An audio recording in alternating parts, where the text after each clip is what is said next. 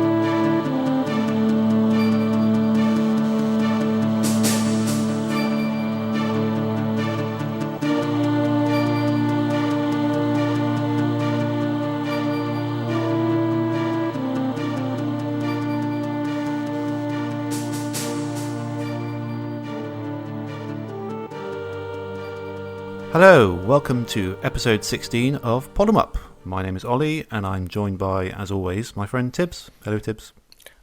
I'm like you. I have no name. I've been waiting all week to... Yeah, you were planning this, I could tell. I could tell that wasn't a spur of the moment No, thing. it was not a spur of the moment thing. I thought, I'm going to spring that on you and let's just see how that lands. But yeah, I'm Tibbs. Yeah, that was good. Yeah, That's good, isn't it? That's good. Yeah. In case you didn't know, we're doing Metal Gear Solid this month. Yeah. It's going to be an interesting one. Yeah, I'd be interested to hear what you got to say about it. Yeah. I'm keeping my opinions until we get there. Yeah, but, cool. Yeah. So, how have you been? What have you been playing? That sort of thing. I've been playing quite a lot, actually. Yes, I thought you had. I've seen a lot of things pop up on your Twitter this month, so I'm keen to hear all about it. Yeah, it's one of those months where I managed to actually squeeze in quite a few different things. Excellent. I played... I've forgotten what it's called. Control. It's a new Remedy game. The guys who did Max Payne, Alan Wake, Quantum something. The Xbox One exclusive Quantum something or another.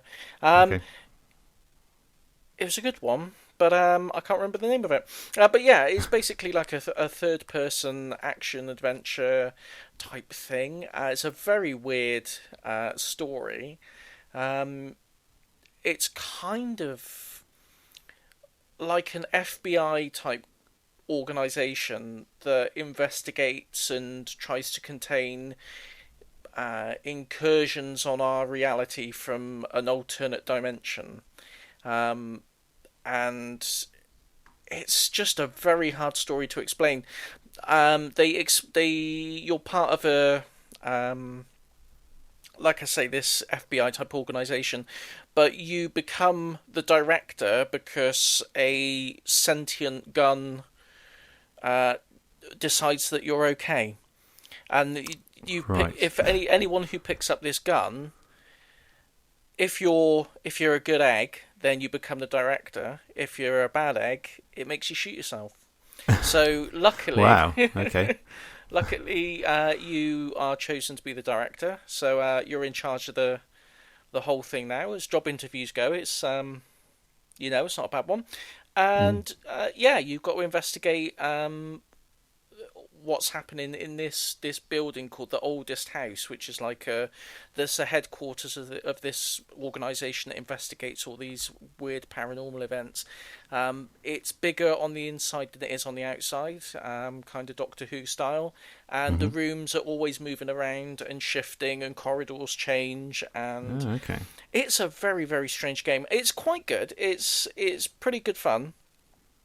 The combat's a bit stiff, and it gets a little bit repetitive. There's a little bit of sort of traipsing back and forward across the map. It's kind of got... I've heard it described as Metroidvania in that there's different areas of the map you can visit, but you need to get certain abilities and unlock certain abilities before you can actually get there. It's incredibly common game design these days. Actually. It is getting in more all sorts common, of all sorts of permutations of it, but it's that kind of more open style is very common at the moment, isn't it? Very popular. It is very popular. Yeah, and that's kind of it. You sort of investigate around. I kind of not lost interest, but I lost a bit of momentum with it. Some of the bosses that you fight, I'm way over the halfway point of the game. I think I'm probably about 3/4 of the way through.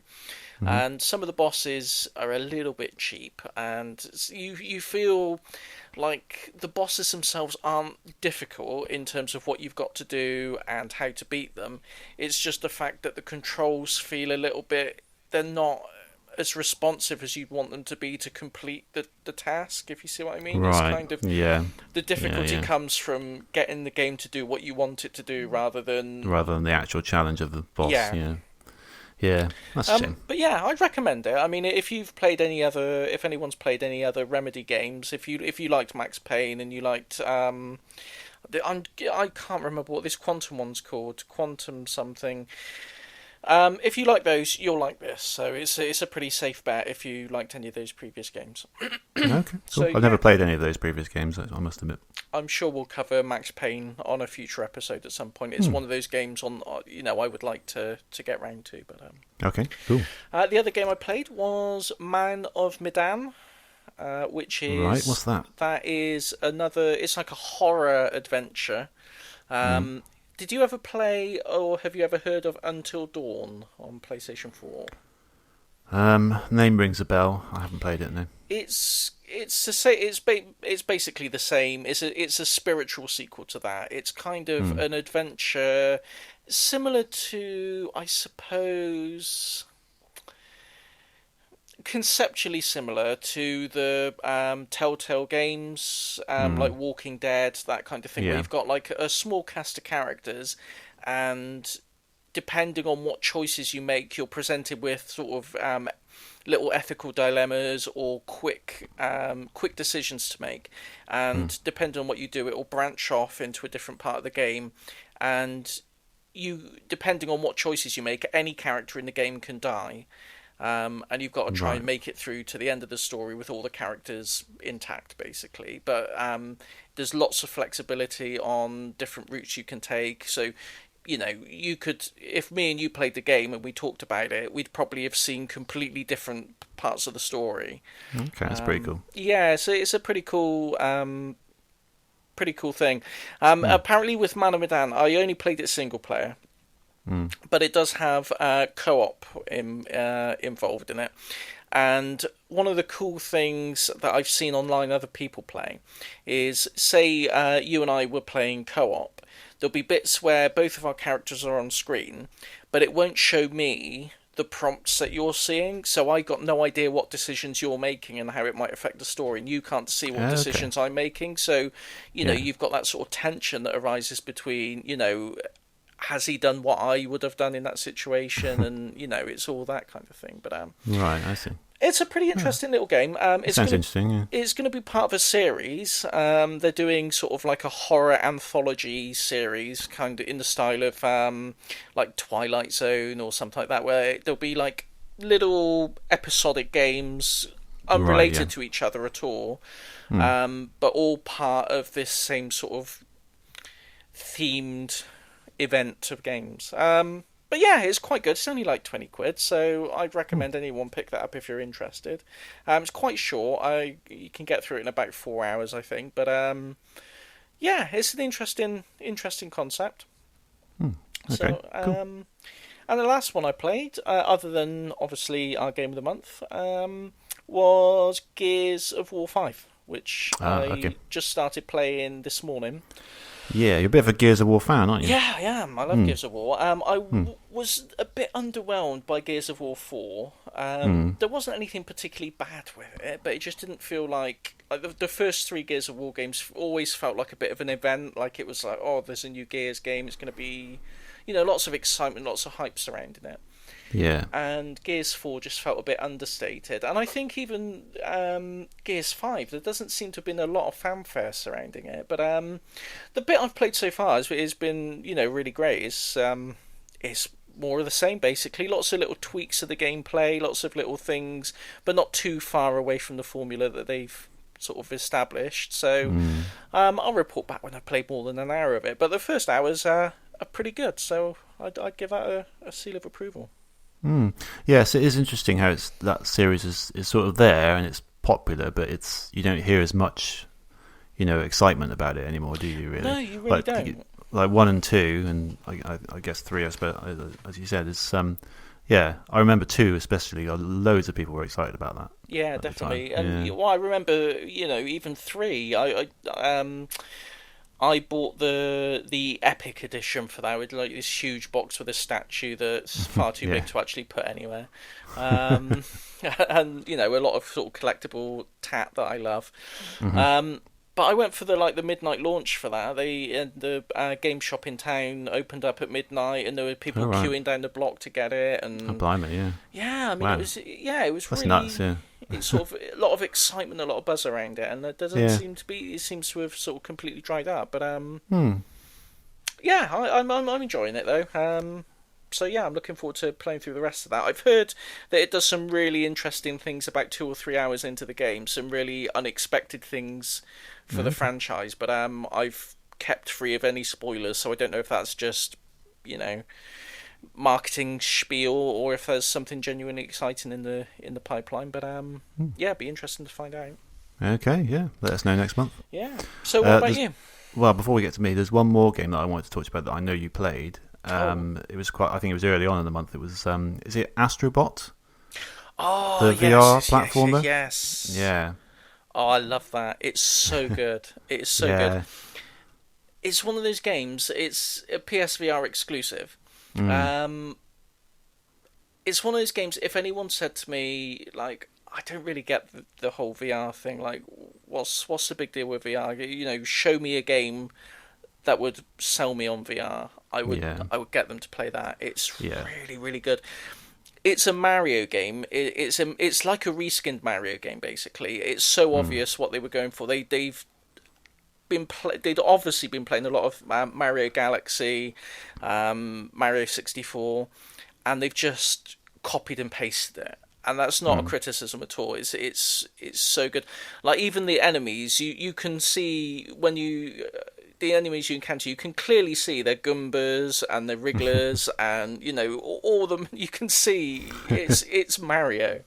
But yeah, it's really good. It's really adorable. The art style is fantastic. You are Astrobot, who is just like a nice little robot. He's got a nice little cape, and some evil creature has blown up your ship, and all the Astrobots have been scattered across the galaxy, and you've just got to go around and I think there's like 150 or so of them.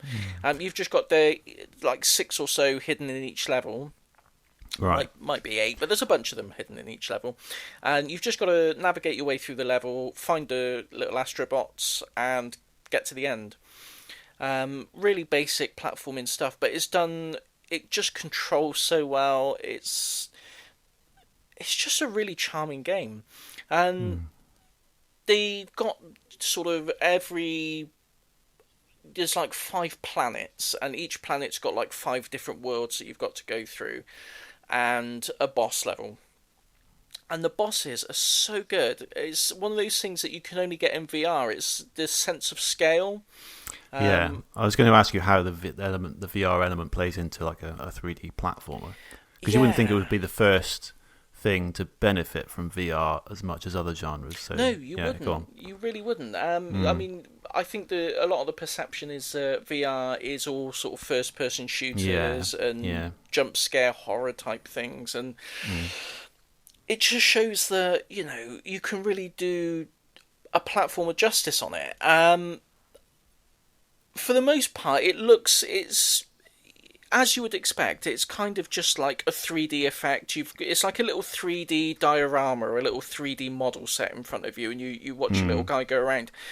But every now and then, there's obstacles that you'll have to headbutt to like get out of the way, and you'll have to sort of dodge from side to side as projectiles come at the screen. And you're actually able to peek round corners you'll hear one of the little Astrobots calling for help, but you can't see it anywhere until you actually sort of lean out of your chair and look round. Right. Yeah, that's great. That's really cool. It's really cool. And you'll look down and you'll see like a great pit going down below you, and there'll be like a little Astrobot down the bottom, and it's just really, really neat. And there's a boss in particular. It's like a giant bird, and he sort of pecks at you've got to get him to peck a certain part of the stage, and his beak will get stuck, and then you can sort of run up to him and attack him. But just a sense of scale when he swoops up on you, and when he sort of enters the stage, it's just incredible. It's really breathtaking. Like, you really feel like this is a huge boss sort of towering over you, and it's like, this is mental. I don't know what I'm supposed to do with this. And then, once you understand it's just the same as any other boss, you've just got to find a pattern and beat him and everything. But it's just that initial sense of scale. It's the only way I can describe it. It really it's something special when you experience that. Yeah, it is amazing. I tried VR. I've tried it before a couple of times, and in my office we sort of do games for various people, like small games. And one of the guys is working on a VR game for this company, so he set up a little demo, not of his game, but just like a demo that you can get. And everyone in the office tried it, and yeah, it is amazing. One of them was I think it's the Oculus he's got, and one of them was like a T-Rex demo. I don't know if you've seen it, but you're in like a museum, and you see this T-Rex over in the corner, and it's like a long corridor, and he looks quite far away. As he comes closer and closer, it's like you said, this sense of scale is amazing. And it's amazing because it's not real, but when that massive face comes right in your face, you believe it's real. It's so weird. It is. You cannot stop yourself from believing it's real. Yeah, it's just you literally incredible. Step back, and it's like that. There was an experience I've never had before, and it's just amazing. Yeah. So yeah, this game though is probably one of the first ones that's really sort of selling me on PSVR, I must say. Yeah. It's the game I would use as an example to to really show what VR can bring to games, rather than just there's lots of cool tech demos. I mean, when you buy the PSVR, there's you get like a little disc with some basic tech demos on there. There's like a one where you're in a submersible cage that goes down, and you don't interact in any way. It's just like an animation type thing, and like a shark attacks the cage, and it's amazing. Don't get me wrong; it's a really great sort of tech demo.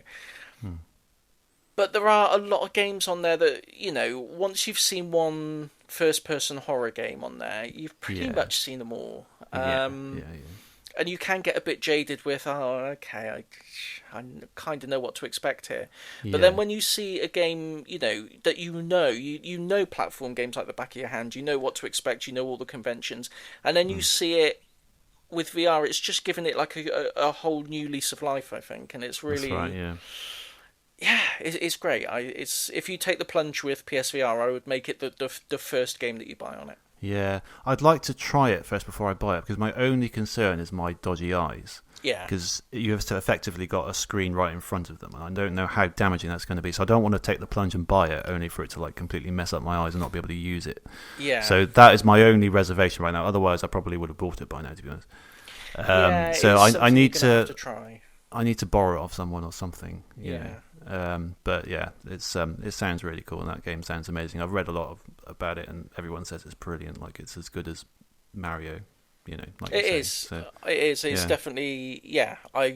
I'm really surprised that Sony haven't been pushing it, and yeah, especially yeah, Astrobot as like yeah. a little mascot. Exactly. Yeah, I went online straight afterwards. I was like, I just want like a little Astrobot, little vinyl figure, little model. It's that's nothing. right. Yeah, yeah, It's nothing. yeah. It's because I know Sony are still sort of pushing on with VR. They're trying to keep it going. Yeah. It's just one of those things that is difficult to sell until you try it yourself, isn't it? That's the problem with VR. Yeah, it really is. Because I think a lot of the time, I mean, I thought it as well when back when the Oculus was, was knocking about. The first development kits of Oculus came out. I was interested in it, but I kind of thought, well, I can imagine what I can imagine what it's going to be like. I don't really need to experience it to know what it's going to be like. It's going to Exactly. be, just like having a big TV in front of you. But it's completely not when you actually it's try it. not. Yeah, it's the sense of scale from these things is unbelievable. You really have to try it. Yeah, it's crazy. Yeah, that sounds amazing. Yeah. Really cool. I forgot. I forgot. I thought I'd played that before our last show. Yeah, surprising. So I have managed to fit in quite a bit. This You month. have, yeah, I know. Yeah. Yes, I saw that quite early on in the month. I thought I must make sure he talks about that because I really want to find out more about that. Yeah, great Yeah. soundtrack as well. I've been. Oh, It's, good. yeah, Excellent. it's one of those games where I've been. Some of the songs are stuck in your head. You find yourself humming them as you're going Oh, that's along. perfect. So That yeah, really is like the last step to making it like a perfect game, really, isn't it? yeah. Excellent. Yeah, cool. Okay. Well, MGS has taken up quite a lot of my time this month because I did try and complete it, and I did complete it. But I've also been playing Shenmue II, Oh, cracking cool. on with my my big challenge this year of playing all the Shenmue games. Ready for 3.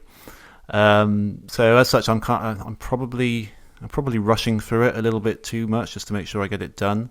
And everyone says you need to take your time with Shenmue and everything, but it's good. I'm not really enjoying it as much as the first one, I must be honest. I've heard a lot of people say that. Yeah, I don't know what it is either. There's something about it. I'm not quite halfway through. I think I'm nearly halfway through.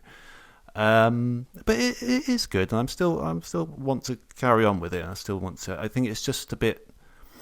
I'm waiting for it to get going, really, like the story and everything. Like at the moment, I'm just sort of going. I'm always trying to look for a particular person. It takes place in Hong Kong instead of Japan. So he's gone to Hong Kong in search of avenging his father ultimately. So you're looking for a particular person, and you're going to ask these people, and then you finally find him, and then he's like, oh no, you need to find this other person, and it's kind of gone through several different people doing that at the moment, and it's just kind of feels a bit samey. And there's a bit more of an emphasis on money as well. Like in the first one, you kind of had all the money you needed. Really, you kind of kept having it given to you. In this one, you have to earn it all, and there's not, unless I'm missing quite a few, there's not many different ways of earning money, and they're all kind of tedious once you've done them like once or twice. Like one of them is this: you have to ask people about ways to earn money in the nearby area, and they'll just say either do some gambling or go and work at this lucky hit stand, which is basically just one of those games of like Plinko. Yeah. With all the pins, you just have to drop the ball, and that's fun. I had you play against another person, and it's like first 1 to 2 or something. And I had one that just went on for like, I swear, like at least half an hour, maybe 45 minutes, because we just kept drawing. I don't know if gambling's a good way to earn money. No, I don't know if that counts as employment. If you went It's down not- to the job centre, it's like, listen, I'm out of work. You got any suggestions? Well, why not gamble? Have you tried gambling? Head There's down a the casino bookies. next door. Yeah. I know. Yeah, and there's other ones where you have to move, like you basically get a little job, and you carry these crates from one end of a area to another with this really, really annoying guy. And that seems to be the only stable way I can find of making money at the moment. So I'm trying to raise some funds to sort of get in with this group, and then hopefully the story will progress a bit more. But Yeah, as I say, I'm going through it, but I'm looking forward to When Shenmue is 3. Shenmue 3? Because I got an email from Limited Run Games earlier about Shenmue 3 coming soon. Is that just like their pre-order for their edition, or? Oh, I don't know actually. I mean, it's got a general release. It's not like a limited thing. I don't think. I've pre-ordered it with GameCollection.net. But I think it's just a general game. I don't think it's like limited in any way. Maybe they've got their own special edition type thing. Yeah, possibly. I think I wouldn't be surprised. Yeah. So that's coming mid-November. So I've got plenty of time to do it. I want to sort of get through it with a reasonable amount of time in between to just play like loads of random different games. Like a different game every night for a change. Rather than just have the same thing for like a month or so. Yeah. So yeah. But yeah, so that's the main thing I've been doing. I've also played Exception, which was my first indescribable pick. Yes. That's really good. It's really good fun. It's a nice sort of wind down game after you've had a good long session with Shenmue or Metal Gear Solid, and you just want a quick 10-minute thing to play before you go to bed. That's what I've been sort of chipping it away as at the moment. That it's if you didn't catch the show, it's a sort of a Tron-esque kind of 2.5D platformer. Very fast paced, lots of particles, lots of wall jumping, sword swinging, that kind of thing. Lovely effect where you sort of hit an object and it kind of rotates the whole level around you and sort of spins around, and you could create sort of puzzles by doing that. Yeah, really good fun. I'd recommend it. It's not much, it's only about a tenner or something like that. Yeah, so, brilliant. Yeah, it's really good. It reminds me of how you described Tetris effects and things like Res and stuff, and obviously that's a similar aesthetic. It's actually quite relaxing, and something about the music as well. It's kind of, as I say, it's got a nice game to unwind with, because even though it's kind of like fast-paced platforming, there is something quite soothing about it actually. Weirdly, I don't know if that was intentional or not, but I find it quite. It's quite very short levels as well. It's one of those games that's got tons and tons of levels, and they're all like really short, like 30-second long ones. So it's one that got that factor of just one more. Just pick up and play a couple more levels. Yeah. You're not going to be stuck in like hour-long stages. Exactly. Yeah, and there's it's got a nice difficulty, ramp. They're quite first sort of, I don't know, two dozen are fairly straightforward, and then they start ramping up a little bit, and I'm sure they get harder and harder. And I don't know how far through I am, but I'm not very far, I don't think. I think there's like literally tons and tons of levels in it. So yeah, I'll keep chipping away at it, I think. Brilliant. Recommended. Yeah. And that's all really. Can't really think of anything else I've been playing much this month. So yeah. Any gaming news we need to discuss? Well, there was a Nintendo Direct the other day, wasn't there? There was. Did you catch that? I did. Any thoughts? Sans. It's coming to, a costume. Sans costume in Super Smash Brothers. Yeah. It's pretty cool, isn't it? It's pretty cool. I don't play Super Smash Brothers, but I like it. No. I like nice. the fact that Sans is going to be there. Yeah, that's right. Yeah, that's pretty cool. There was also another little, Game Freak's new RPG. Yeah. Little Town Hero is going to have the musical genius of Toby Fox. Yes. Making music for it. That's really cool. That's amazing. Yeah, because I've recently discovered him in Undertales, and he's become in my opinion, one of the best video game sound artists ever. I think. Yeah, definitely. He's definitely up there. Yeah, he's brilliant. So the game looks good as well. That RPG. But other than that, nothing really grabbed me from the Nintendo Direct, really. No, I can't think of anything that particularly grabbed me. There wasn't much new. It was more sort of updates on games that we already knew were happening, wasn't it? Yeah, I mean they confirmed SNES games for the Switch. Yeah, finally. Taking their time about it, but they got there in the end. yeah, I suppose. It's pretty cool. It's pretty cool. I guess I just can't really get excited about the we've said this before with the Nintendo things. I mean, the SNES games are slightly more appealing, but I don't know anyone who gets excited about whatever new NES games are going to be announced each month. I know. Last time they did it, I looked on Twitter, the announcement, and saw the comments, and literally everyone was just complaining about them. Saying, where are the SNES games, where are the GameCube games, and N64, etc. And I mean, the SNES games all brighten things up a bit. I thought it was supposed to be already done, though. I thought it was like, surprise, they're launching tomorrow. But I opened the app today, and there weren't any SNES games on there at all. It was still all the NES ones. I thought they were there by now. Yeah. I hadn't checked myself. I thought they were. Okay, does it need an update or something? Maybe it needs like the app updated before I launched it. But I don't know. Maybe it's like a firmware update that needs to be done as well. Yeah, maybe. I'll try again later. But I did fire it up to sort of give it a go before the show. But there was nothing there. I was under the impression they were there already. I'm sure I've seen people tweeting pictures about it and stuff. Yeah. But okay. So anything else? That weird exercise thing. Did you see that? No, go on. It's it's like a hula hoop that you stick your Joy-Cons in. No, I haven't seen this at all. Yeah, it's like it looks like they're aiming it to be like a kind of Wii Fit thing, but they didn't actually show any gameplay. They just showed a load of people waggling this weird hula hoop around, like they're rolling on the floor with it and wobbling it around. Is this in the Direct? I don't know if it was in the Direct. It was on. They uploaded it to Twitter earlier today, onto YouTube earlier today. Oh, okay. No, so I assumed it was part of the Direct, and I sort of zoned out before it came on, or I somehow missed it. Okay. But very a Wii thing, that, isn't it? Yeah, it is. It's very Wii. It's very Wii. Have a look at it, and we'll have a talk about that on the next show. See what you think about it. Yeah, all right, I will do. Yeah, yeah. I love Nintendo. I know they're so nuts, aren't they? You never really know what they're going to do next. You just can't predict them. Other than that, that Disney, Aladdin, and Lion King collection caught my eye this month. Did you see that? Oh yeah. I was interested at first. Because there was a lot of chatter on Twitter about it being a HD re-release or a HD upgrade.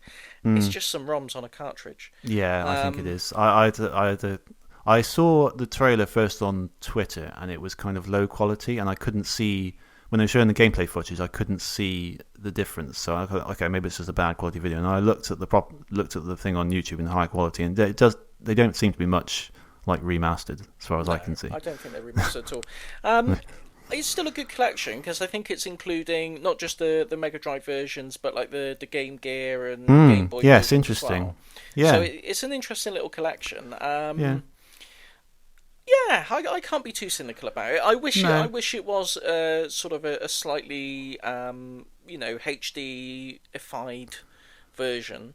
Because they're both really good games, especially I tend to prefer the Mega Drive Aladdin to the SNES one. Yeah, I have a special connection with that. That's technically my first ever game, Aladdin. Yeah. I remember it very fondly, cracking open the Mega Drive, as I've said before, and playing it. So that's kind of why I caught my... It kind of makes sense. I played it not long ago, and it still holds up. It's a really, it's a brilliant game, yeah. It kind of makes sense, because I was kind of expecting them to appear on the Mega Drive Mini, but maybe this makes sense why Disney didn't put them on when they put on the Castle of Illusion and that sort of thing. Yeah. But yeah, I'm going to keep my eye on that. I'll be picking them up. I'll get that. It's one of those games where I can't really articulate why, but I think I prefer it on the Switch. I think I'll get that one on the Switch. I can't really say why I prefer that to the others, but it just feels like a Switch There are game. some games that just feel like Switch games, aren't they? It's weird. Yeah. I think that's all I've got, really. Okay. You can tell we don't plan this section ahead of time. No. It's really just the last minute. See anything? Yeah. Besides the game of the month, we don't plan anything. We don't really plan anything,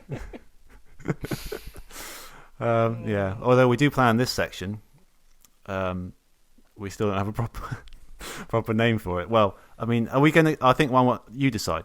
Is it going to be called Indescribables or Incoming Indies? It's going to be Incoming Indies. I know when my ideas aren't wanted, mate.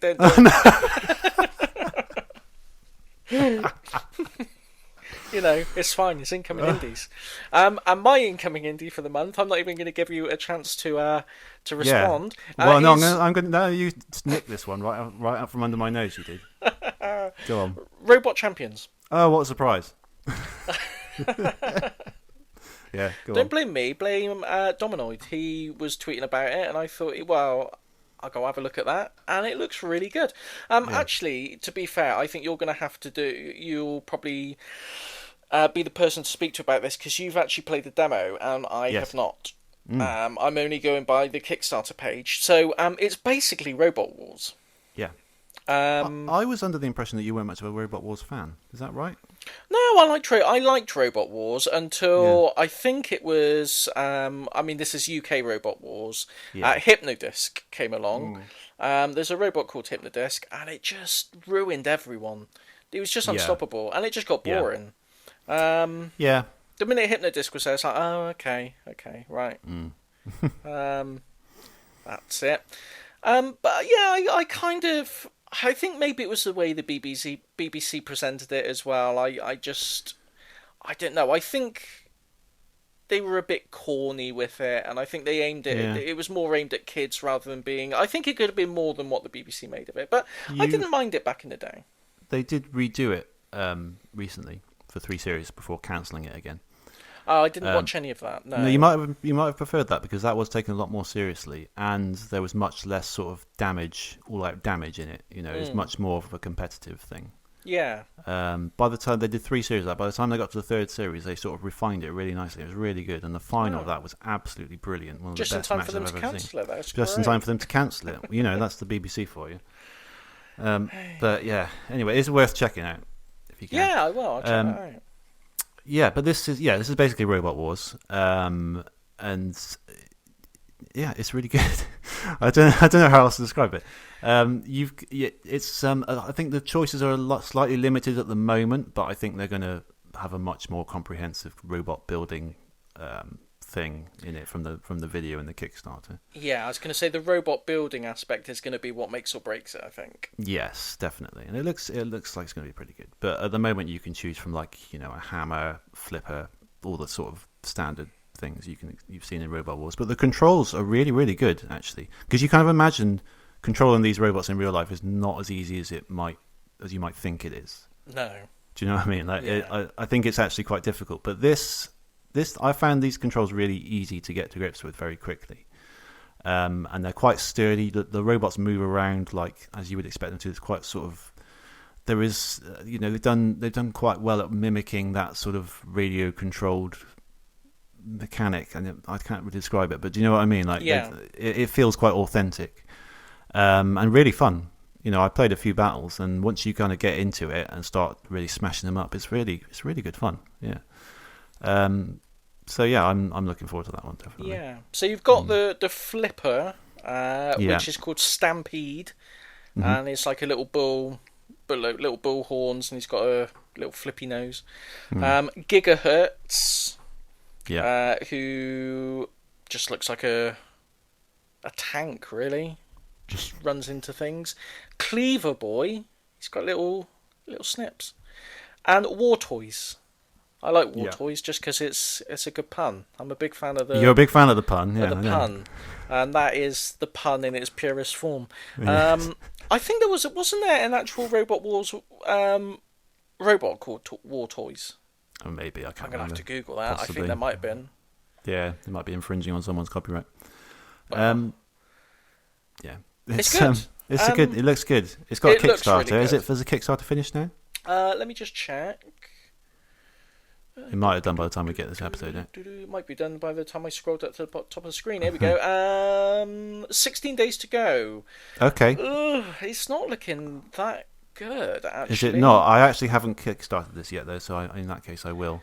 Yeah, £18,733 pledged of a £30,000 goal. So okay, so they're not just over 2 weeks ago, and they're only just over the halfway point. So okay, so we need to get people spending on this. Yeah. Come on, if you're a fan of Robot Wars, go and do it. Yeah, definitely. Even if you're not a fan of Robot Wars, do it out of spite. Okay. That doesn't make sense at all. It doesn't make sense at all, no. Just do it. I don't care if you're a fan or not. Yeah, just do it. Yeah, we want to get this made. I think it's been working. They've been working on it for a while now, and I think. Oh, it definitely. I have a feeling. And I have a feeling it'll get done whether they get this Kickstarter or not. I think it'll just get done a bit quicker. Maybe it's one of those things. I think, but yeah. Anyway, hopefully. Have you got an address for that? Or should we just stick it in the notes? We'll stick it in the notes, but it's if anyone wants to, if anyone is so enthused by our discussion that they'd want to pause the show and look right now, it is kickstarter.com/projects/prospect games. That's the developers, and if you go there, you'll find some robots. And it's called Robot Champions. Robot Champions. That's it. Yeah, look it up. Okay, so my incoming indie this month is called Guinea Pig Parkour. Okay.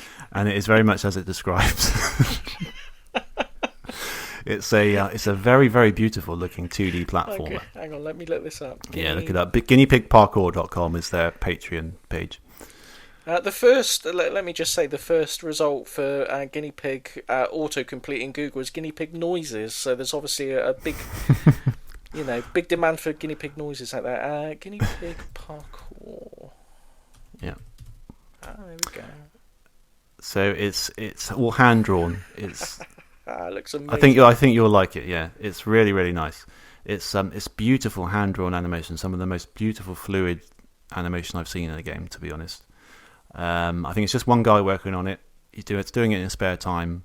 I think he's got a good basis on it, but I think he's still got a fair way to go.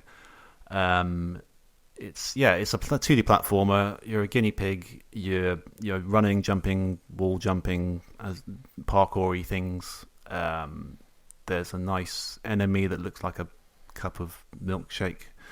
It's got a level that's called 90s World, which you may see on there. It's funny. Last month you were describing how everything 80s is kind of like neon and smoky. This 90s World is what's the 90s the stereotype will be, especially from a kid's perspective, because it kind of looks like a Nickelodeon cartoon, like Ren and Stimpy, Rocko's Modern Life, that kind of thing. It just looks really, really good. It does look really good. The animation's amazing. On the Patreon, he intros it. Guinea Pig Parkour is an open-world comedy parkour platformer with hand-drawn animation and a guinea pig with moves. Inspired by 16-bit cartoony platformers like SNES Aladdin, Earthworm Jim, and Yoshi's Island, as well as comedy adventures like Day of the Tentacle and Sam & Max Hit the Road. So, he's got a clear vision of what he wants, I think. So I think it looks really, really nice. I recommend anyone just go and have a look. He's got. I just saw this morning he's planning a Kickstarter for it, so I thought I'd mention it today. So by the time this episode comes out, maybe it's there. I was going to say it's not there at the moment, but maybe by hopefully the time we go live, then fairly soon, I think. Yeah. So I just wanted to draw people's attention to that and say if you like it, keep an eye out for the Kickstarter. That's kind of all I've got to say about it. Really, it's just there's not tons. Well, there's not loads there at the moment to see. I think there's a couple of different levels and things. It doesn't have a demo or anything, but just the animation in itself is beautiful. Yeah, it looks amazing. Yeah, just the way the character sort of squashes and distorts and kind of rolls up, and he looks like he's made out of jelly. He does. Yeah. Yeah. Yeah, it looks like he's like a sock full of jelly. Yeah, which is more impressive than it sounds. It is. It's one of those things you've got to say. It's like VR, Yeah. You've got to experience it. You've got to see that sock. You've got to see full of jelly. the sock full of jelly. Yeah. Okay. We are, myself and my girlfriend are watching a series on Netflix called Black Spot.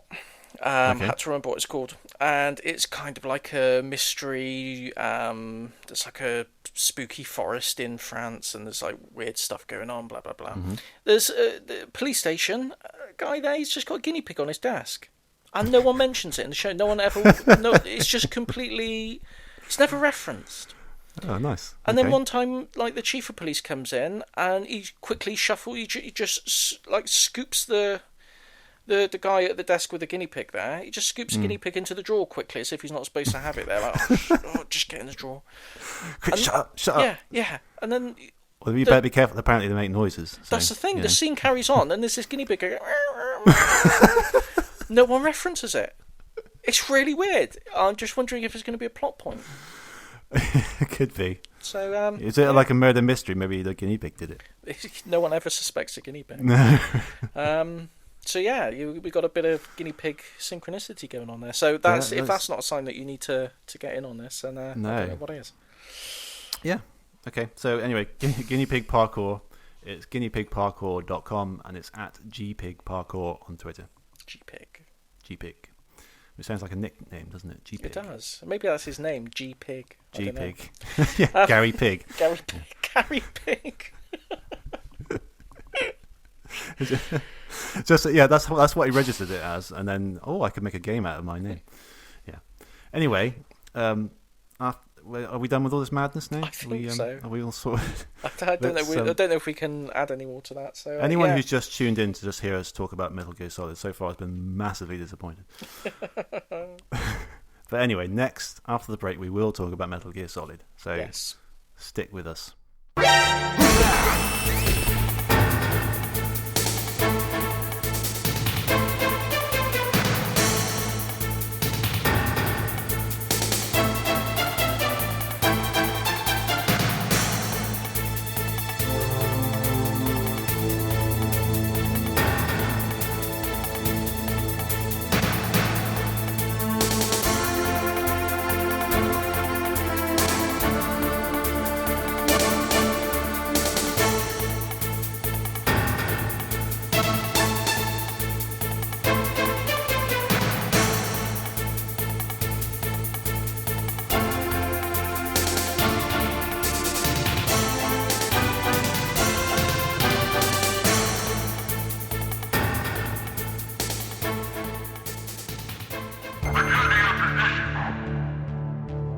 Welcome back. Thanks for staying with us.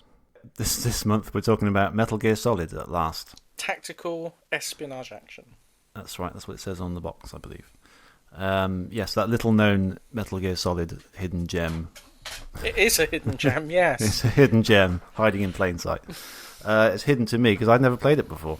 I'm that guy. Yeah. We talked about the series in our very first episode, didn't we? It was one of your choices as one of your most favourite series / games of all time. Yes, absolutely. And I said I'd never played it, and one of our eager-eared listeners by the name of Rick has been astonished that we haven't covered it thus far, and so he's challenged me to make it my pick for this month, and I've taken him up on it. So this one's for you, Rick. Metal Gear Solid, developed and published by Konami for the PlayStation 1. Released in Japan on the 3rd of September 1998, so it's just had its 21st anniversary, coincidentally. That was not planned at all. Well, that was fortuitous. It was fortuitous, yeah. It was released in October in the US, 98, and we didn't get it until February 99. There was also a Windows version, apparently, in 2000. So I think it's fairly abundant to pick up, would you say? Yeah. If you wanted to pick up the physical, £10 to £15 I've got written down, something like that. Yeah, something around that. And if you decide to go digital, I think it's only like $3.99 on the PlayStation Store. Okay, can you start on PS4? No, PS3. PS3, okay. Yeah. So, you know an awful lot more about this game, really, than... You played this at the time, yes. I'm guessing? Yeah, yes. Okay. Do you want to just provide some sort of intro? Well, I mean, if you were to intro this game, what would you say? It's good. It's a good one. What else would you say? It's just really unique. It's a really unique game. At the time, I hadn't played anything quite like it. It's definitely not the first stealth game, but it's credited with popularising stealth as an in-game mechanic. You play as a secret agent, special forces type character called Solid Snake. And you have been tasked with infiltrating Shadow Moses Island and finding out what's going on with some some terrorists.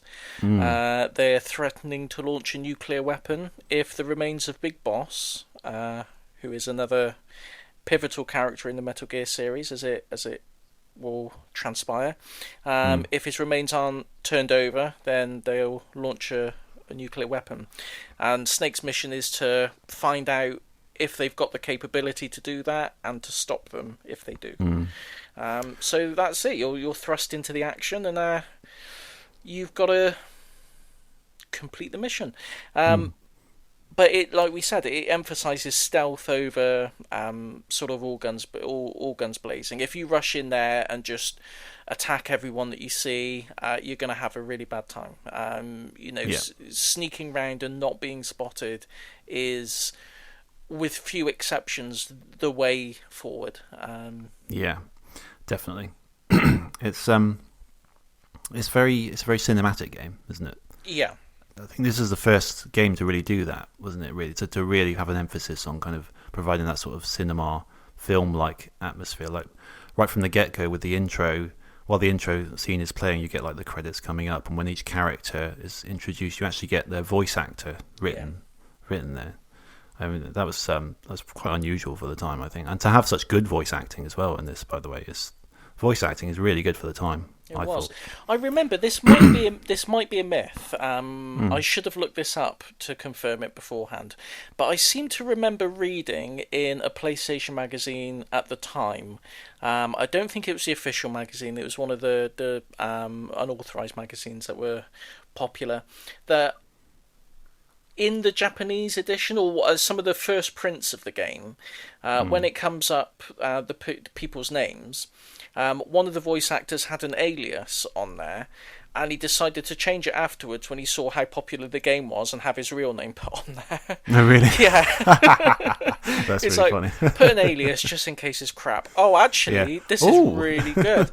Get my name changed. Quick, change it. Oh, it's too late, sorry. I hope that's a true story. Yeah, that's great. So it's actually, it is a sequel to Metal Gear on the MSX2, is it? I think yes. I think Metal Gear was MSX and Metal Gear 2 was MSX2. Okay, I think. Right. And that's is it a Japanese PC? Yeah, is it a Japanese computer rather. Yeah, it's a Japanese personal computer. It's based on a standard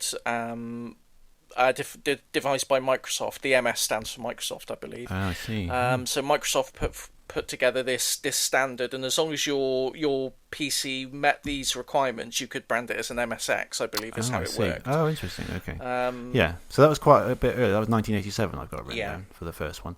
So I think it's fair to say that outside of hardcore collectors and importers, no one had heard of Metal Gear before Metal Gear Solid came out. This is the interesting thing, because in the story of this game of Metal Gear Solid, they seem to reference past events and past characters quite a lot.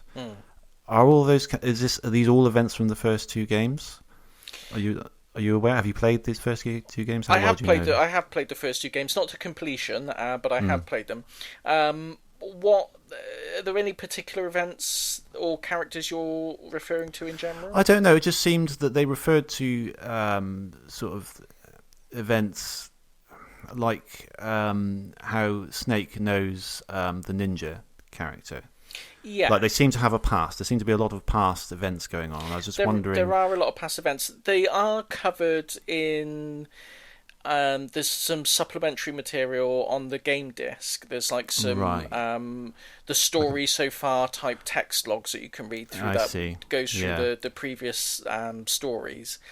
So yeah, it is very much a continuation of past games.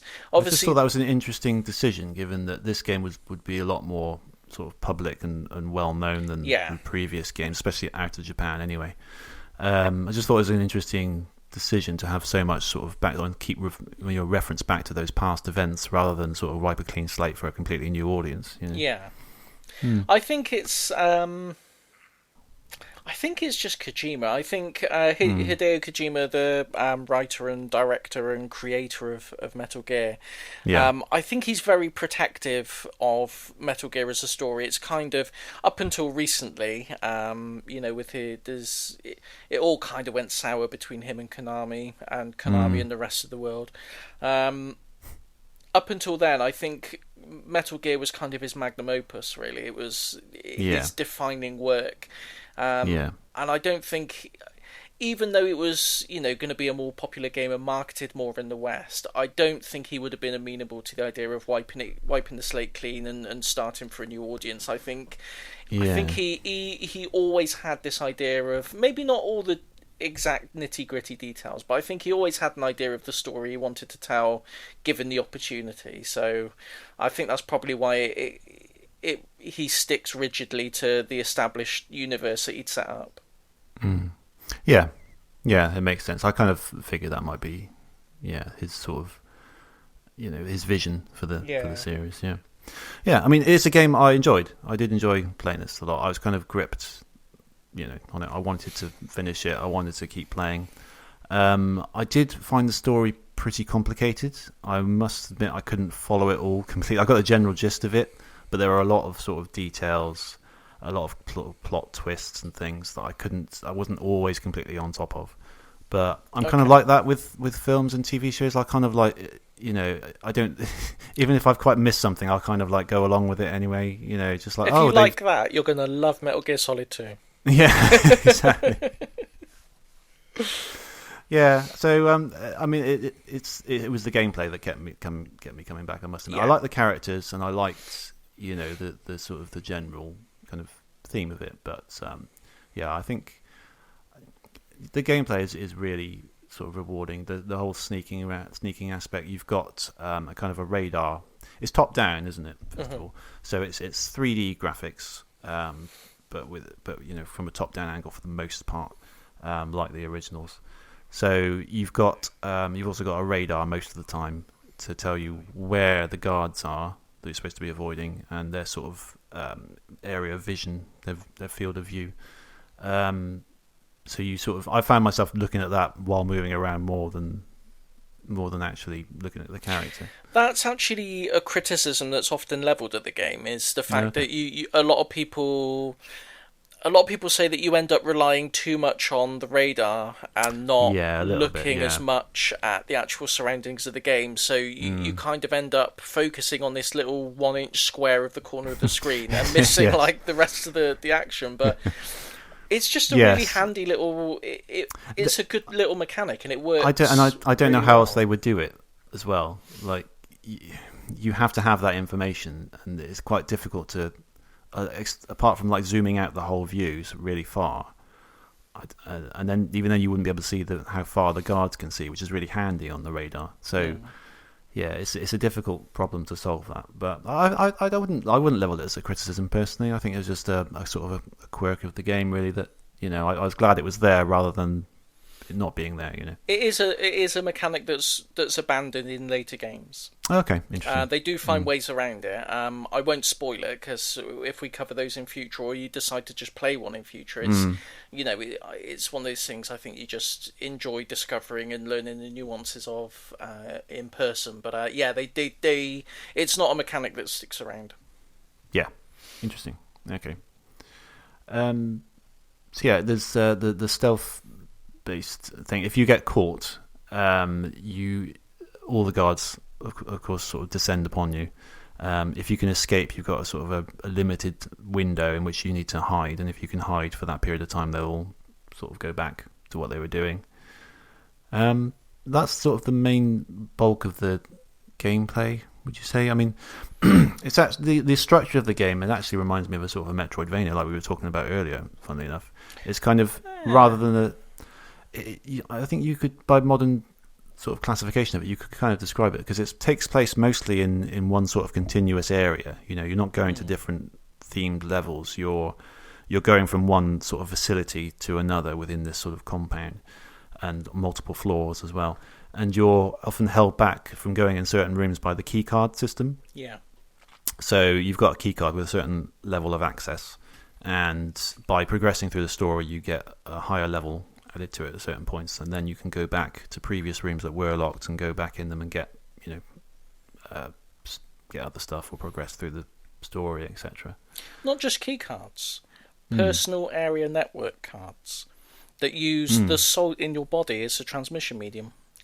Yes. I still don't know what that means. I don't understand. There's a lot of that kind of stuff, isn't it? There's just sort of take little leaps of sort of science fiction, don't they? Yeah. I don't know how that would work, but it does. So yeah, I'm fair all right enough. Just with go that. along with it. It's fine. Yeah. I was going along with the whole thing. Yeah, it's fine. I thought the bosses were really good. Yes. Really enjoyed how varied they were. Had you had any of the game or any of the... Were you aware of any of the tricks that were going to be played or any of the ways to beat the bosses? Well, the Psychomantis I'm one. thinking particularly of Psychomantis. Yes, because you talked about this in the first episode. Oh, I did, didn't I? You did, yeah, and I was sort of vaguely aware. So I think I was mostly aware of it. So when you meet Psychomantis, he's kind of psychic, and you can read your mind. He's got telekinetic powers and things like that. So you meet him, and he reads the memory card first of all. I was emulating this, so my memory card happened to be blank, so he couldn't read it. What does he normally do with that? If you've got stuff on there, if you've got, it's literally stuff like, "Oh, I see you like playing Pro Evolution Soccer," it's stuff like that. It's yeah, it's just, and it only works with Konami games. I was going to say, yeah. I think it's if it detects Pro Evo, maybe Castlevania. There's a few like Konami games. It'll just make some snide comments about what games you play, basically. Okay. And then what else? Oh, this was the control pad thing again. I was playing this on the Steam Link, so I was playing. It was emulating on my computer upstairs. I was playing it downstairs, and I was using a wireless 360 controller, which for some reason, I don't know if it's because I didn't enable it on the emulator or whatever, but the rumble wasn't working on it. So there's a point where he says, because it works with the originally works with the DualShock controller. So you're supposed to put the controller down on the floor, and he's supposed to move it with his mind and of course the rumble just works. But he just did that, and there's like nothing happened. And he goes, "Aha! You doubt my power. Yeah. Place your controller on the ground." And what, mate? It's not moving. It's not. Yeah, mate. Try What? Again. Yeah. So that kind of failed for him. How high does it jump, or does it like? What does it do? It doesn't jump. It just sort of wobbles about a bit, and it doesn't work as well on carpet. If you've got if you've got a table or something, a hard surface, it will sort of jiggle about a bit, but it doesn't sort of leap off the ground. I was going to say, because it's a bit. I don't think they could. Even if it was possible, I don't know if they could really allow it, because it might damage itself, you know. But yeah, when you fight when you fight him, I was vaguely aware of the control pad thing, but it didn't sort of hit me that that's what I had to do, because you play as normal, and most of your hits aren't getting through, and you keep dodging them, and you're trying to. And I was just like chipping away at his health, and I was like, how am I supposed to beat this guy? And I did look it up, and you do have to change. I don't know how you're supposed to know this. You have to change the controller port to the port 2 to make your hits register. Yeah. So if you chip away at it long enough, and I don't know how long you need to do it, but if you just keep doing it, eventually Campbell will call you and sort of. I can't remember if he outright tells you to swap controller ports, but they get fed up of you just banging your head against the wall, and will tell you, look, this is what you got to do. But it takes a long time. I was going to say, because that is something you don't even think about doing. In what other situation have you thought about? Oh, maybe it'll work if I plug it into the second controller port. I know. Never. That's just not a thing, is it? So it's that was. It was really weird. Weird, sort of breaking the fourth wall. There's so much moment, fourth wall really, breaking isn't it? in there. It's really good. Yeah. There's another bit after the torture sequence. Snake gets captured, and you have to endure this torture sequence. And one of, I think it's Naomi, phones you and says, place the controller on your arm, and then it vibrates, and he goes, "Oh, that feels nice." and it's like, oh, it's nanomachines in your blood, and it's just you I just didn't feel even like, see that. Yeah. oh yeah, it's amazing, and you just feel like an idiot just sat there with holding a dual Yeah. shock controller against your arm. It's just I feel like this was him, just Hideo Kojima thinking, what can I get them to do? yeah, It's just. And also the fact during that Psycho Mantis battle, occasionally it will just like get a black screen with that Hideo yeah, message in the top corner, yeah. which doesn't work as well now that we're not on CRT TVs. No, it doesn't. But it's made to mimic like an old CRT TV. When you change like the input channel, it would have like I guess video or something in the top corner in like green text. So he puts up Hideo in there, and it goes black for a few seconds, then it goes back. And that, I can imagine that must have freaked a few people out. Yeah, it's just one of those things. It's just there to screw with you, and It just plays with you. It's really weird. I've never seen a game do that before. Speaking of the whole fourth wall breaking and the fact that you emulated it, how did you get stuck finding Meryl's codec frequency? Well, I just looked it up, but but did you know you had to? Did you know it was? Because it says it's on. It literally says it's on the back of the box, I think. Yeah, it says and I did think, it's on the back of the CD case. But did you? Yes. Is that an item I've got? I was looking through my items. I was going to say, I don't have a CD case. Did you think it was like an item in game, or did you twig that? Oh, actually, maybe it means the physical box. I think it's one of the first breaking fourth wall things. It does. So I can imagine people would have said, "I don't have the CD case item." But no, I knew that this game does those kind of tricks, and I thought it must mean look at the CD case. Yeah. So I just googled it. But yeah, it's an interesting sort of anti-piracy approach, I suppose. Yeah. That's what it was going for. I think it's just more just to screw with you, maybe. Knowing Kojima, I think it's probably a bit of both. Yeah. Yeah. Mm. I did find the colour palette a little bit bland for my liking. It's mainly just sort of greys and sort of these sort of cold metallic greens throughout most of the game. I would say it kind of. I normally like a lot of colour in my games, so I've always found that a little bit off-putting about the game. Possibly one of the reasons I haven't really looked into it before. I have been looking to play for this for quite a while, but back in the day particularly. You get used to it. It's just one of those things, really. But it's just I don't know. Could have done with a bit of colour, maybe. Don't know. Maybe. I think I'll defend that. I think it is just. Okay. I think it's an artistic choice. I think it's meant to feel cold and inhospitable, and there's a little bit of colour around the Psycho Mantis' area. There's some nice... as you get further into the game, you get a little bit of variation between like the sections. You go into a sort of a furnace and a freezer and that kind of thing. So it varies a bit. Although I would say about the colour palette, there is one point fairly early on where you have to look for a slightly discoloured wall. Yes. To just like put like an explosive device next to it and explode it.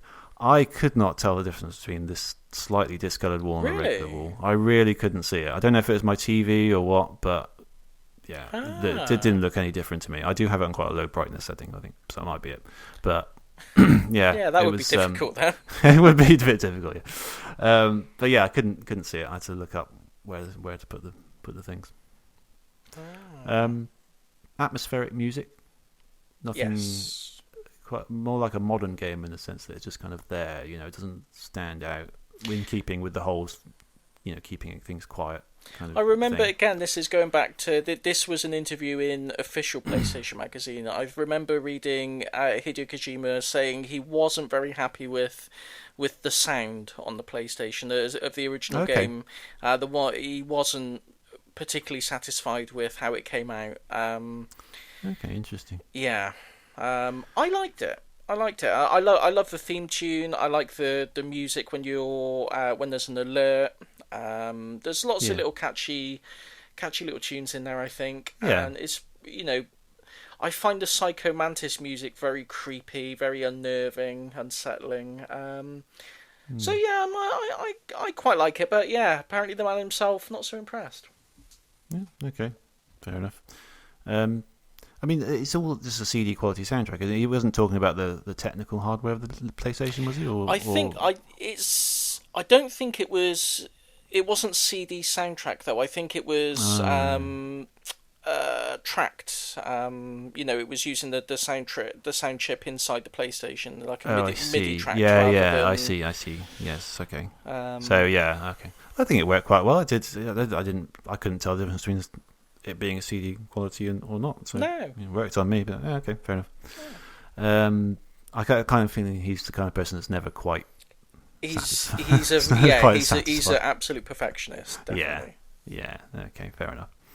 The graphics, I guess, quite impressive for the PlayStation, really, aren't they? They were for the time. Yeah. I thought they were amazing for the time. There's lots of little graphical things. They kind of cheat a little bit. Like the first area of the game, where you come out of the water and you've got to get to the elevator at the back. There's loads of puddles on the floor that reflect. They show a reflection of what's on the ceiling, and it's really impressive. Don't think it's ever used again in any part of the game. It's just there to sort of just to wow you initially. Wow, look at this. Yeah. And when you get outside to the helipad, you can leave footprints in the snow as you go along, and if a guard spots them, he'll follow them. Okay, I didn't know that. Yeah, doesn't happen anywhere else in the game. No. I believe. So there's it's all lots sort of cool little things, but it's just rather than being whole game mechanics, it's just like these little segments to impress you, but then it's not really used again. When because I was emulating this, I upped the internal resolution 2 times to make it look a bit sharper. During cutscene, I noticed it's are they pre-rendered, the cutscenes? No, Are they not? I don't think so. They're all animated within engine, I think. Yeah, that's what I thought. But I get whenever a cutscene happens, it all goes really low res. And I would have thought if it was in game, it wouldn't do that. Maybe it was animated in game and then stored as an FMV. I don't know. Yeah, but I just wonder what would be the point in that. I think that I suspect that's what they've done, but I'm just trying to get my head around why they would do that. I don't is that know. Why... The only reason I could think is because Kojima's very, very keen on his sort of cinematic presentation, and if it was done in game, like full motion animation, I suppose there's a possibility of there being camera glitches or something that would ruin his Okay. That's pure speculation though. No, you're probably gone to something there. Yeah. Interesting. But no, that's interesting. I've never really thought. You can really tell the difference if you've got like 2 times resolution set, and suddenly it all goes a bit sort of blurry and a bit kind of weird during a cutscene. It's not. It doesn't look terrible, but it's definitely it's a just difference. An interesting little insight into how the mechanics of it all. Yeah.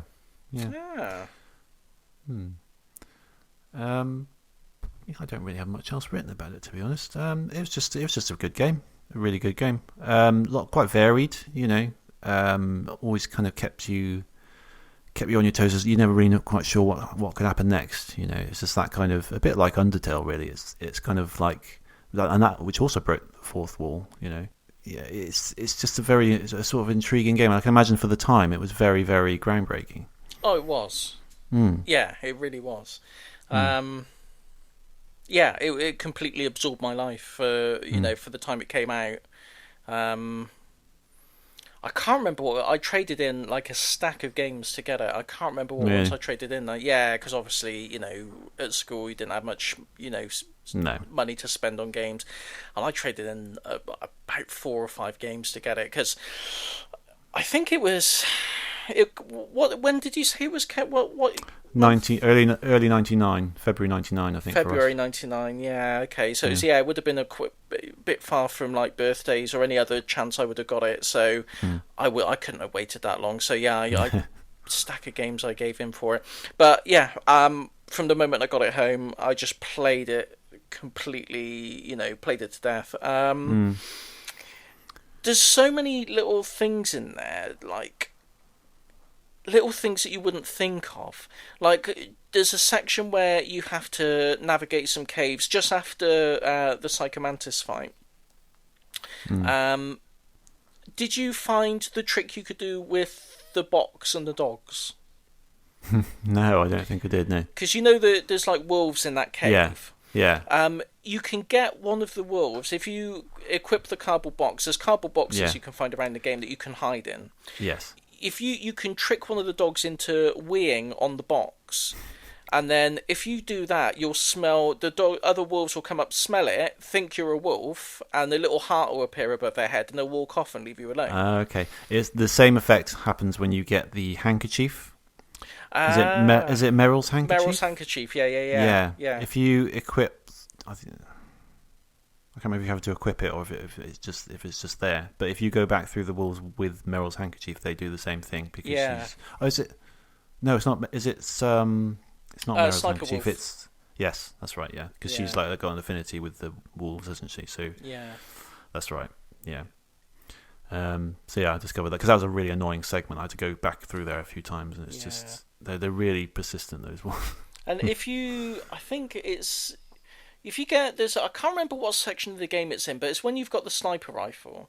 You can shoot the rats. You see like rats going across the like girders and stuff, and if you shoot enough of them, Campbell and Mailing and all the others will call you on the codec and berate you for hurting the animals and say torturing small animals is the sign of a warped mind and just. I love little things like that they put in. Yeah, they think, oh, someone's going to do that a lot. Let's put a little Easter egg in there for them. Yeah, there's so many little things like that. We didn't really talk about the codec. That's a sort of like a radio transmitter. It's a bit like a radio transmitter, but it directly stimulates the small bones of your ear, so only you will be able to hear it. Yes, yeah, which is quite good if you're stealthing around trying to avoid. It's perfect. It never explains how he can talk back, though. No. But where's you know, his microphone? It's just one of those things I you've got to never go even with. thought about that. Yeah, that's true. Yeah. So it's like a little, it's a screen that you've got the two characters on either side. I mean, you just saw their portraits and their mouths moving. And it's just, it's used a lot just to convey dialogue and lots of story as well. And some of these cutscenes are quite lengthy, aren't they? Oh, they are very lengthy, yeah. But it's just a really great story. It's a very obvious anti-nuclear message in there, anti-nuclear war message, which is an important message. I'm not one for politics in games, generally. No. I'm not against it as a rule, but I don't like politics being shoehorned into everything. But in this particular instance, I mean, it's done really well. It's got an important message, and it kind of, I don't know, it's not too heavy-handed with it. No. You know. And it's got a good anti-nuclear war message and anti-nuclear proliferation message.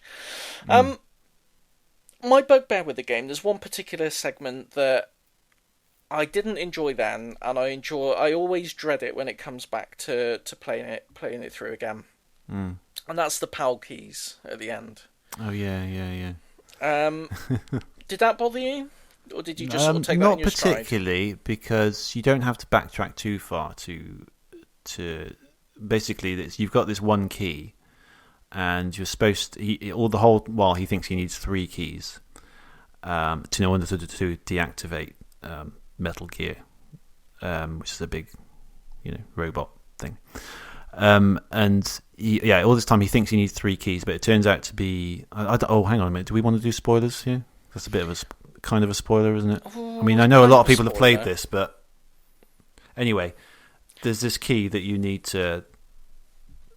I've probably over described it now, spoiler wise, but there's a key that you need to modify by going to 2 different places in order to modify the key, and then go back and put the key in, because then it becomes like 3 different keys.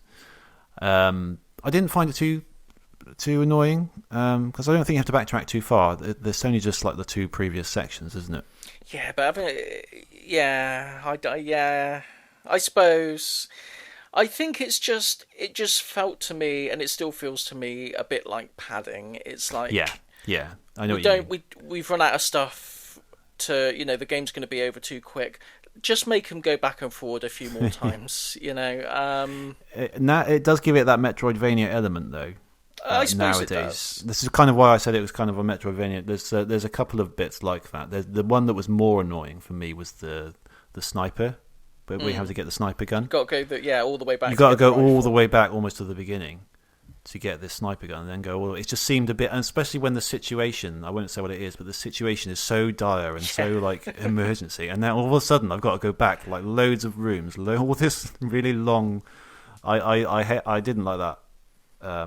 Especially because it meant you had to go through that bloody wolf section again. Yeah. So yeah, I didn't like that at all. But the keys one didn't bother me too much.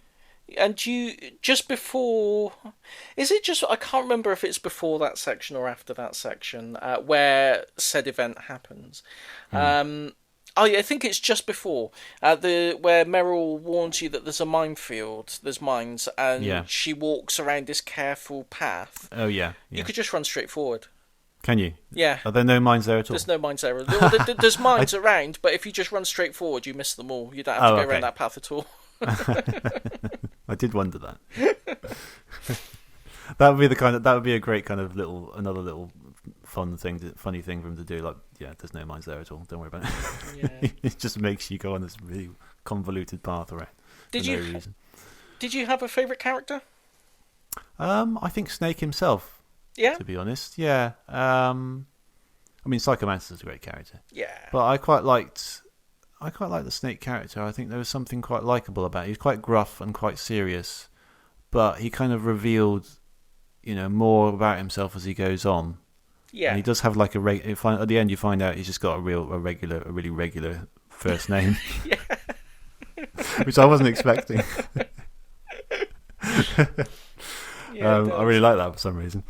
But yeah, I really like his character. I thought at first he seemed like a kind of a one-dimensional kind of, very straight. I got to go in. I got to do this. Don't care about anyone else. Don't care about anything else. But he reveals to have a lot more emotions than you would give him credit for at first. Yeah. And a lot more of a backstory, and he's just much more of a human being. And, he's a lot deeper than he first appears. Yeah, and I was surprised by that.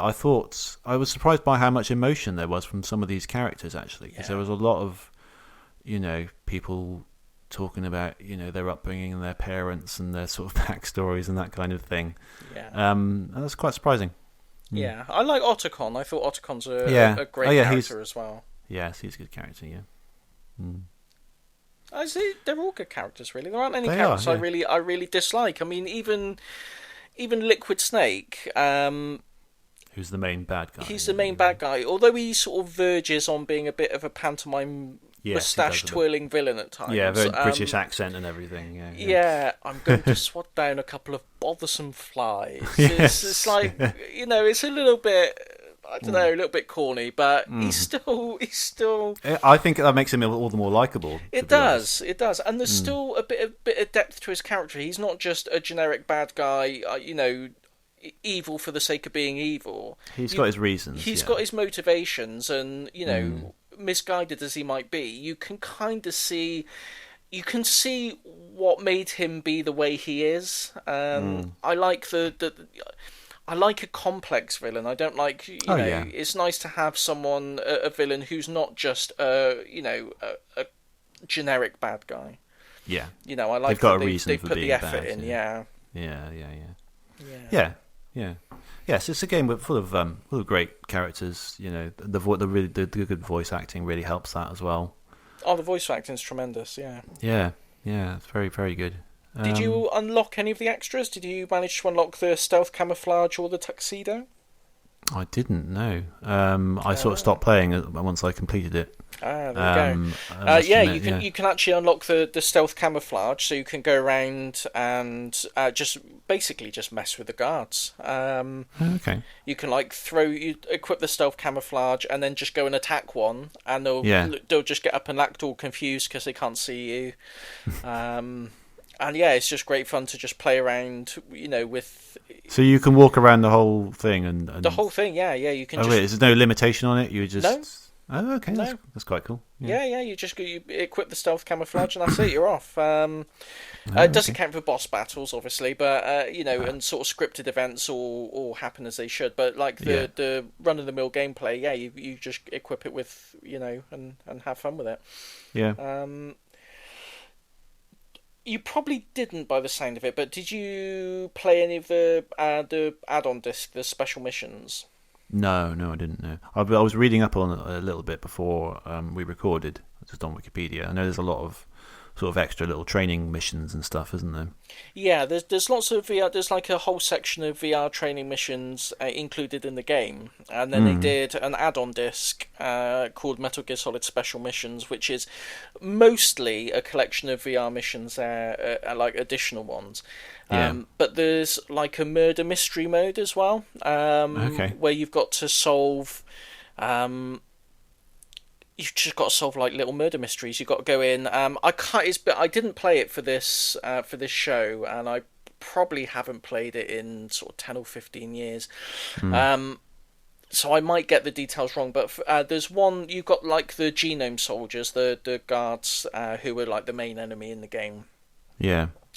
and there's one of them dead on the floor, and he's got one bare foot, and then you've got a line of suspects, and you've got to figure out which one of them killed him, and you've got to look for the one who, instead of wearing a balaclava, he's got a little bobble on the top of his head where he's actually wearing the missing sock, and that's how you know it's him. And it's just like these weird That's little, brilliant. yeah, it's just these weird little murder Oh, that mysteries. sounds really fun. It's I well might worth give this. playing, and Yeah. there's a level where you can play as the ninja as well. Oh, cool. So it's just a cool little add-on to. It doesn't add anything to the story, but it's just more playing with the sort of mechanics of the game in sort of new and interesting ways. And it's Yeah. Yeah. yeah, it's well worth playing if you feel so inclined. Mm. Cool. And by the way, all these villains, they've got like fancy names like Revolver Ocelot or Ocelot Revolver, that kind of thing. Revolver Ocelot, yeah. Revolver Ocelot. I wouldn't want to be the guy who gets handed Decoy Octopus as the as the name. Did you? I should have written this down because I can't remember it now. Did you? At the end of the game, it will give you your code name. Do you remember what yours was? No, I don't. I think I might have. Is it on the same screen as it kind of gives you all your stats? Yeah. Yeah, I took a screenshot of it. I don't remember what it said though. It's I'll have to either check it. on that screen or just afterwards. It will say your code name is, and it'll be. It's usually something really unflattering. It's something it'll be like Renegade Walrus or something like that. And Okay. It'll Oh, give so you, it's like one of those, but it's just like. yeah, Is it, yeah. is it based on your gameplay or is it? Yeah, kind of it's random? based on Oh, okay. on like your total game time and how many times you were spotted, and Oh, cool. it is possible to get Big Boss, which is like you perfected the game, you didn't set a foot wrong, and you did it in the quickest possible time. Oh, okay. Luckily, I screenshotted it, so I'll let you know what it was. Yeah, have a look. But yeah, I Okay. thought that's quite a cool little feature as well. I should have remembered what it said for me. Yeah. But yeah, I like that. That's a cool little feature. Yeah. So I take it from the general tone of the discussion, you enjoyed it, you would recommend it. Oh, definitely. Yeah. I think it's a really good game. It was revolutionary for its time. I think it still holds up pretty well. Playing it in 2019. 21 years later, I enjoyed it. Obviously, the genre has probably moved on. All sorts of ways, but. I mean, I don't really play a lot of stealth games, to be honest, but I did enjoy it. How much do you know about Metal Gear Solid 2? Not much. I know the fact that you don't really play as Snake. That's right. No, you play as someone else. Yeah, I know you that. do. Yeah. Yeah, I know that. That's all I know about it, really. I think. You should play it. I should. Yeah, I probably will. I do have it. I got it on PS2. And it's one of those I've always wanted to get around to once I've done this one. So yeah, it's on the list somewhere. Yeah, it's good. It's good.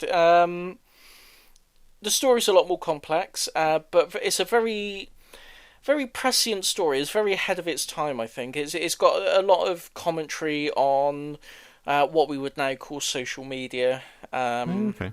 and Interesting. the effect it would have on society, and it sets up yeah, it sets up a lot of what's going to be the main Metal Gear mythology going forward in the following games. But yeah, it was Oh. very very ahead of its time in Yeah, I sort was of going to say that sounds incredibly ahead of its time. yeah, Yeah. and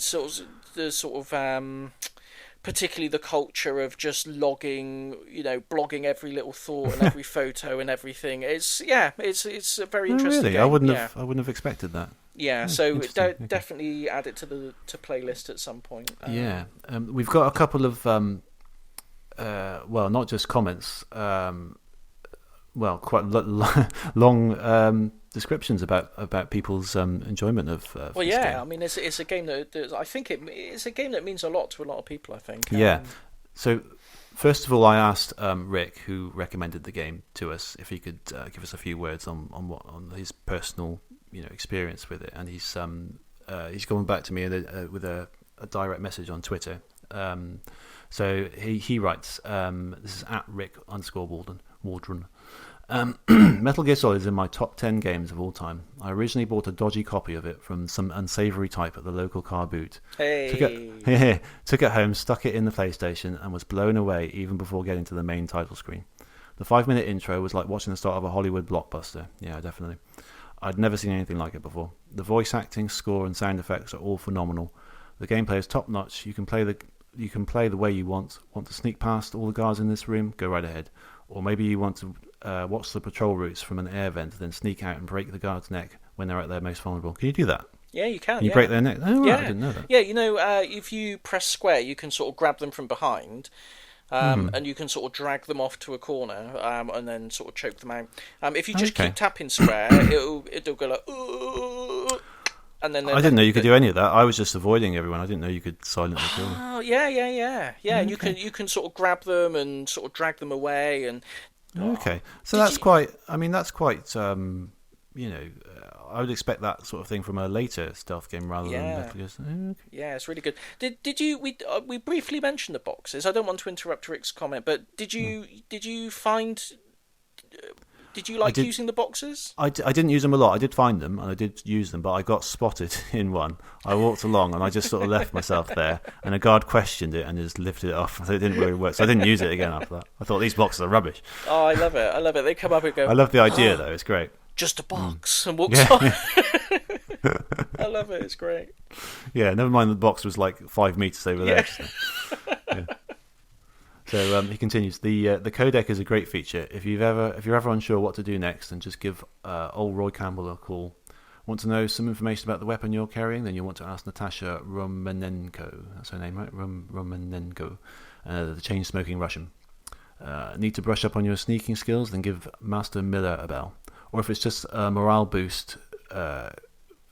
boosting quotes you're after, then try hitting up Mei Ling because she's full of them. The bosses are something else, each one a completely different personality with a different strategy needed to face them. Each time you meet a boss for the first time, or any character, their name pops up on screen with the voice actor's names in bracket, adding to the film feel of the cutscenes. Yeah, we talked about that. You normally get a monologue from each member of Foxhound where they'll tell you about their past before you kill them. My particular favourite is Vulcan Raven telling you what a badass he is at the ear-pulling contest. Yeah, I did enjoy that bit as well. I'm going to skip the next paragraph if you don't mind, Rick, because it does contain like spoilers for the whole game, basically. We'll leave those aside.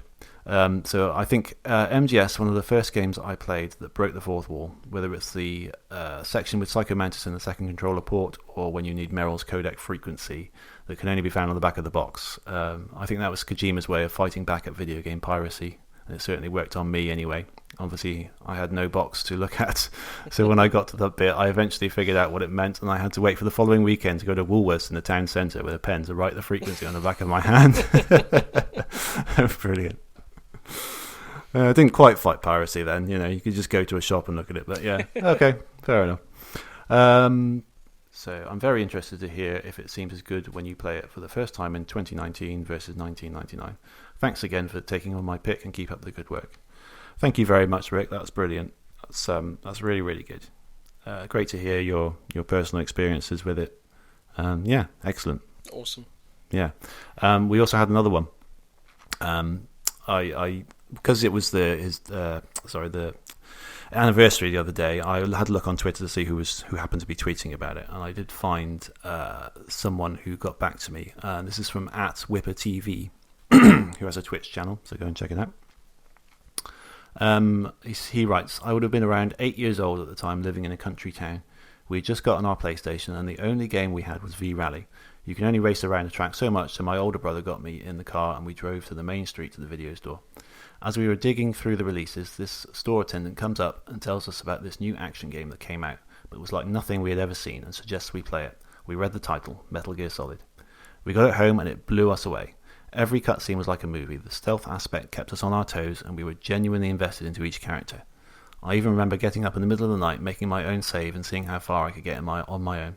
I have owned and played every other Metal Gear title since that day.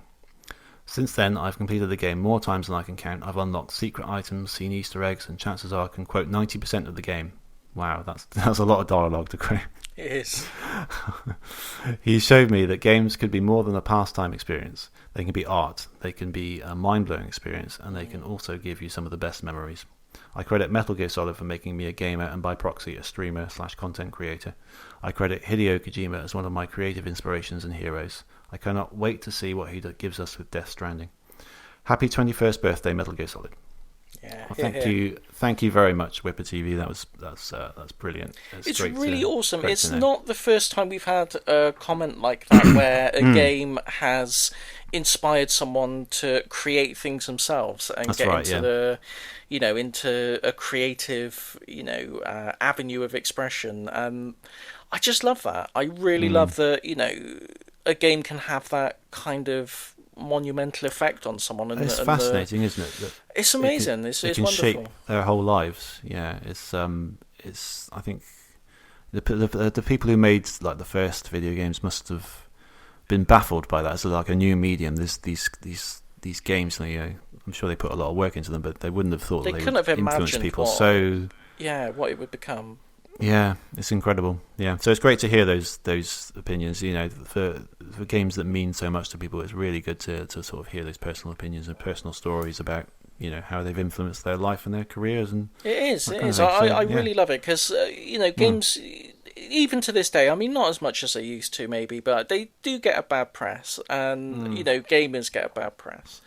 Yeah, and I think to people who who consider games important to them, it is just really nice to hear things like that. It's like people who get it, people who, it's like, I know exactly what you mean. I know where you're coming from with that. It's just a cool thing. It's good. I like it. Yeah. Okay, so unless there's anything else you want to say, I think that's Metal Gear Solid done. Yeah, I think that's Metal Gear Solid.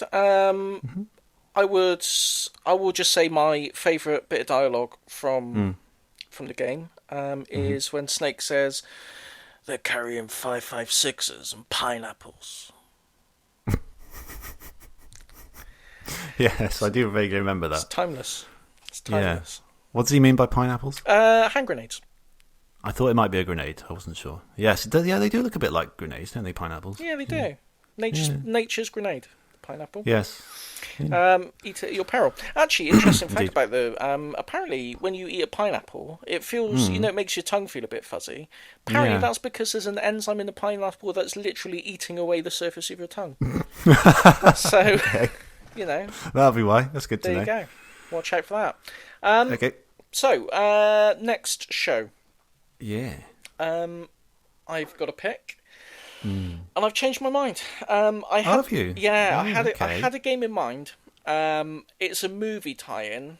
That's all I'll say because I haven't decided whether to use it for a later show. I'm still evaluating whether there's enough really for us to talk about. Okay. So I'm going to revert back to my backup game. It's still on the Xbox 360. Yeah. It's Driver San Francisco. Okay. It's the first in the Driver series. In the Driver series, yeah. Okay, right. I'm not familiar with it in particular. Oh, that's good. That's good. It's got a really unique little twist on the driving genre. and the Driver series in particular.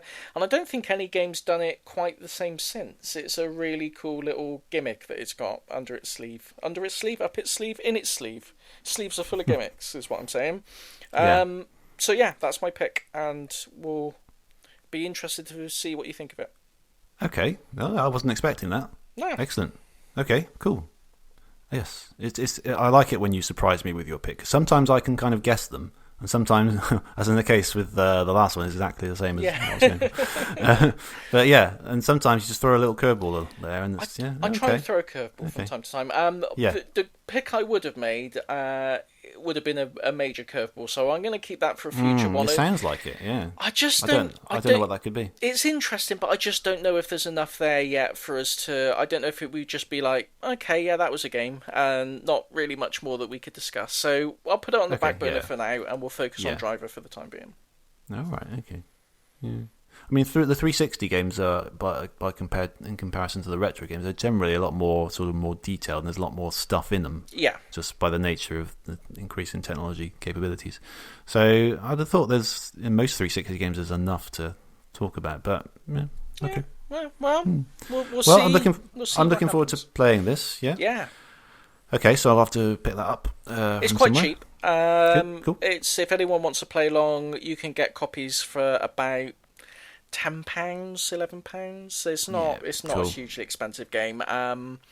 But yeah, without spoiling it, it's got a really neat gimmick. It's a lot of fun to play around with, so I'm looking forward to see our opinions on it on the next show. Okay, intriguing. Driver San Francisco, you said? That's the one. Okay, cool. I shall get it soon. All right. So that wraps it up. If you want to go to our website, we're at podemup.net, where you'll find all our episodes.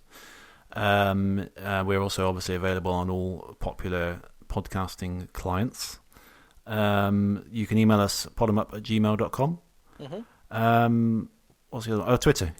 at podemup on Twitter, believe it or not. I do. Yeah. So I think that's about it. Is there something else? I can't remember. No. I don't think there is. I hope not. Oh.